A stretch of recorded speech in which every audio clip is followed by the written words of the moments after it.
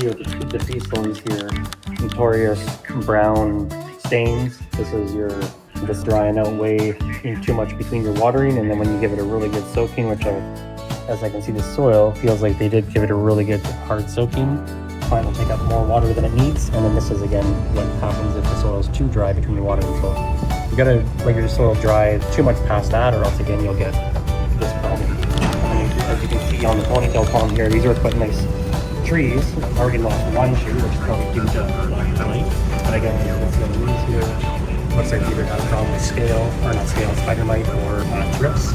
So it's already almost kind of like too late for a lot of these leaves. The new growth might come out okay, but again, you can see the trips there.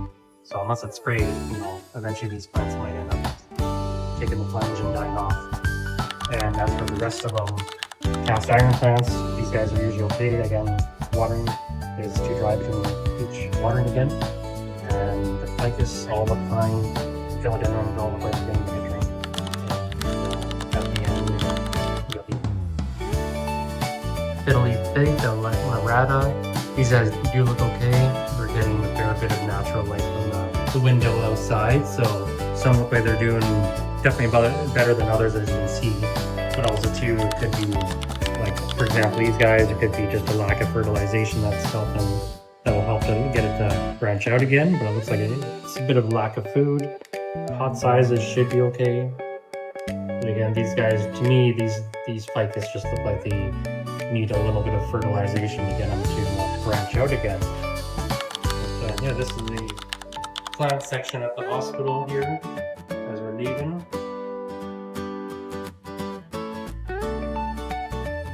And then you got yeah, similar to the other one again.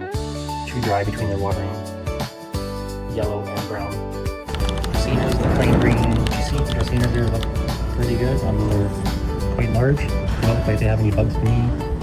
Watering still looks like it's going too dry between watering. Other than that, most of the trees here look pretty decent. So you gotta remember, most of these plants, a lot of the time, they're put in buildings more for look in the beginning. The lower light plants will do better than higher light plants. As you see again, yeah, aglaonemias, they'll do pretty good in low light.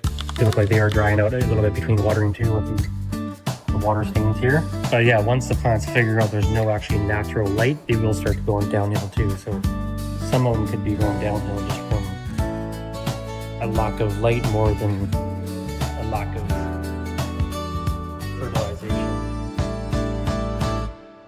But again, out here, the peacefully should all do pretty well out here because they're more in open space. Looks like a lot of natural light, at least enough to keep them happy. This batch here, it does actually look like they're doing pretty good. Some new leaves coming out. Again, once again, water damage. You can see too dry between the watering. You're getting that brown stain on the leaf.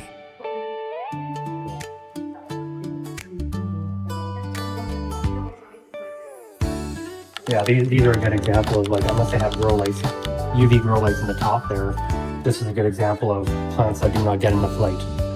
They're very weak, not a whole lot of growth. The leaves are only half the size they should be. You can see the stems are not all the way too strong. But this is usually, like, once the plant figures out it's not getting enough light, it'll start to kind of go a bit downhill, like these guys here, unfortunately.